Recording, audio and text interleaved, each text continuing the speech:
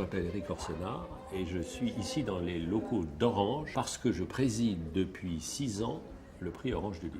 Aujourd'hui, 28 avril, c'est là, derrière cette porte, où aura lieu la grande bataille. Nous avions sélectionné 30 livres et quand nous sortirons de cette salle, il n'y en aura plus que 5.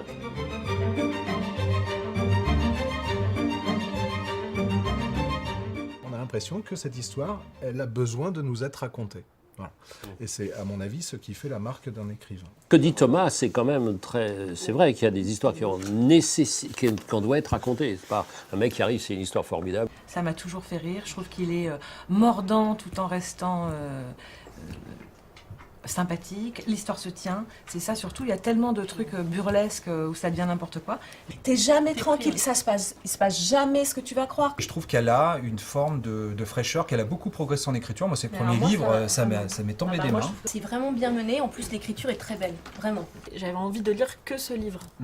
Et j'adore cet auteur et j'avais envie d'y aller. Mais vraiment, j'ai été handicapée par l'écriture, quoi. À la fin, quand le policier ouvre le coffre, c'est insoutenable. Ouais, et pourtant, c'est 3 fois rien. Et en fait, il laisse complètement la place à l'imaginaire du lecteur. Et je trouve ça, mais enfin, pour moi, c'est une des missions de la littérature. C'est de faire participer et tu pars avec lui et tu vas au-delà. Avant de choisir, nous allons éliminer.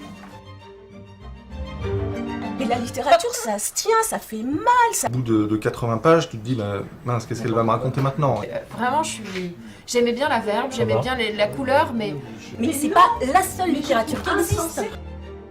Bon, c'était sympa, j'ai appris un bon moment, mais il me semble qu'il y a d'autres bouquins qui sont plus intéressants. Le temps passe vite quand on est dans la passion, ce qui est notre cas. Moi, je vous propose qu'on vote maintenant.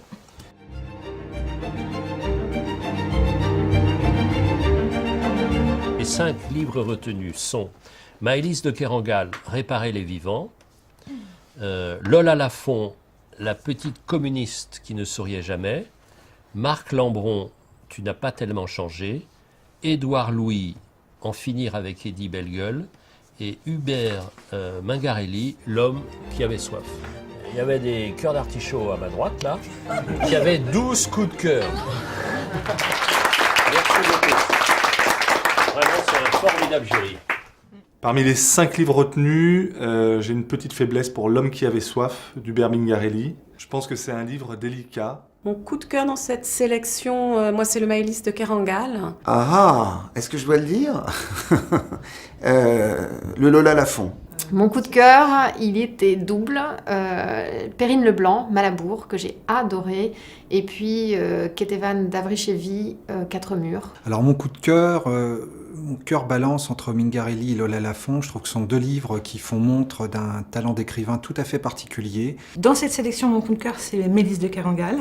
C'est un roman vraiment ciselé, précis, qui propose un suspense. Je suis très content parce que je défends depuis le début un livre d'Hubert Mingarelli, qui est un livre qui raconte l'errance d'un soldat japonais qui revient vers chez lui, où il a été fiancé avant la guerre à une jeune femme, et il y revient avec un cadeau. Et ce soldat japonais a un problème, c'est qu'il a extrêmement soif, il descend du train à un moment où le train s'arrête en pleine plaine parce qu'il y a une fontaine, etc.